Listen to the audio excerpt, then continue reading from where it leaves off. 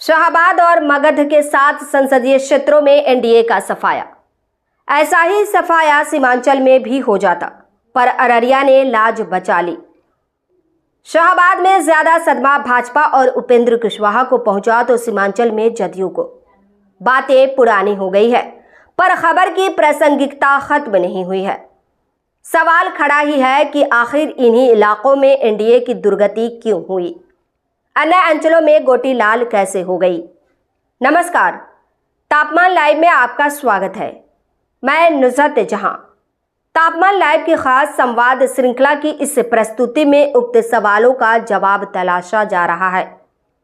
वैसे तो इस संदर्भ में टुकड़े टुकड़े में कई तरह की बातें सामने आ चुकी हैं। इसके बाद भी सच जानने की लोगों की जिज्ञासा शांत नहीं हुई है। बगैर किसी भूमिका बाजी के यहां अन्य अंचलों में मुकम्मल कामयाब एनडीए की इन 7 क्षेत्रों में हार कैसे हो गई, इस पर प्रकाश डाला जा रहा है। सरसरी तौर पर यह कहा जा सकता है कि राजद अध्यक्ष लालू प्रसाद की सिर्फ एक चाल में एनडीए की 7 सीटें उसके हाथ से निकल गई। जदयू से जुड़े पूर्व विधायक अभय कुशवाहा को महागठबंधन में औरंगाबाद से राजद की उम्मीदवारी मिलते ही इस हार की बुनियाद पड़ गई। हालांकि 2019 में भी मुकाबला बहुत कुछ ऐसा ही हुआ था।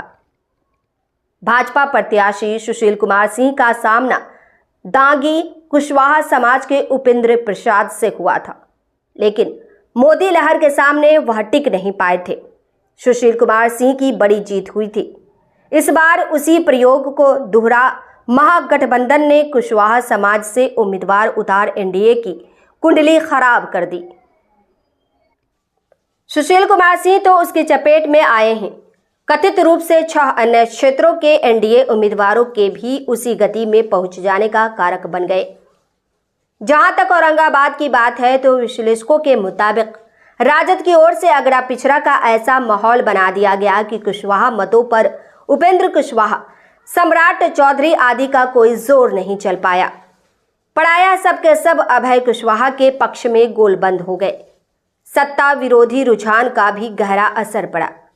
इससे सुशील कुमार सिंह की आंखों के आगे हार दिखने लगी।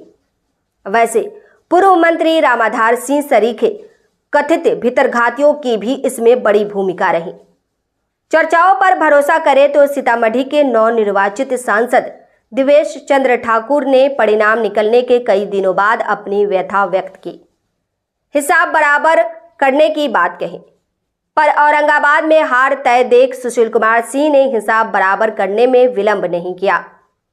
भोजपुरी फिल्मों के सुपरस्टार पवन सिंह का काराकाट से चुनाव लड़ना हिसाब बराबर करने की रणनीति का ही हिस्सा था। वास्तव में वैसा कुछ था भी या नहीं, यह नहीं कहा जा सकता, पर काराकाट में ही नहीं, पूरे शाहाबाद और मगध क्षेत्र में सुनियोजित तरीके से हवा फैला दी गई कि उपेंद्र कुशवाहा की राह रोकने के लिए पवन सिंह मैदान में उतरे हैं और उनके पीछे सुशील कुमार सिंह की भी ताकत है। उधर जहानाबाद में जदयू प्रत्याशी चंदेश्वर चंद्रवंशी के साथ भूमिहार बहुल गांवों में जो अशोभनीय व्यवहार हुआ, उसने तत्कालिक तौर पर चंद्रवंशियों को एनडीए से दूर कर दिया।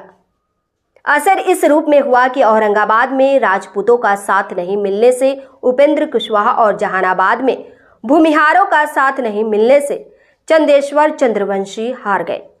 इसकी प्रतिक्रिया में कुशवाहा और चंद्रवंशी समाज के मतदाताओं ने पाटलिपुत्र में राम कृपाल यादव, आरा में RK सिंह, बक्सर में मिथिलेश तिवारी और सासाराम में शिवेश कुमार की हार की पटकथा लिख दी। वैसे हार के सिर्फ यही नहीं, और भी कारण रहे।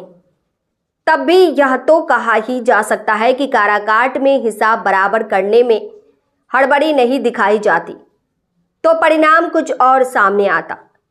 एनडीए की ऐसी दुर्गति नहीं होती। इस प्रस्तुति में बस इतना ही। फिर मिलते हैं ऐसी ही दूसरी किसी खास खबर के साथ। वरिष्ठ पत्रकार विष्णुकांत मिश्र का यह विश्लेषण पसंद आया हो तो अपनी प्रतिक्रिया जरूर दीजिएगा। तापमान लाइव चैनल को देखिए, शेयर कीजिए, लाइक कीजिए और सब्सक्राइब अवश्य कीजिए। धन्यवाद।